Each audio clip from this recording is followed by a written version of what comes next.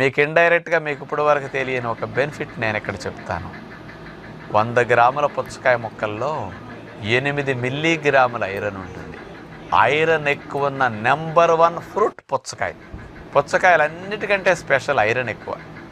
అంటే అసలు ఏ పండ్లల్లో 40-50 రకాల ఫ్రూట్స్ లిస్ట్ తీస్తే అన్నీ ఇందులో సగానికి సగం తక్కువే ఐరన్ కంటెంట్ ఉంది.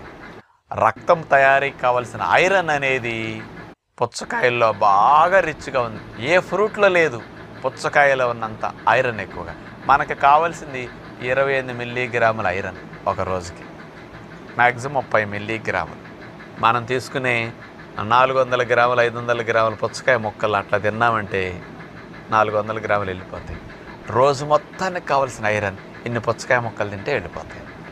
అందుకని మీకు బ్లడ్ తగ్గకుండా ఐరన్ కంటెంట్ పుష్కలంగా ఉండాలి. కాబట్టి బ్లడ్ ఉత్పత్తికి బాగా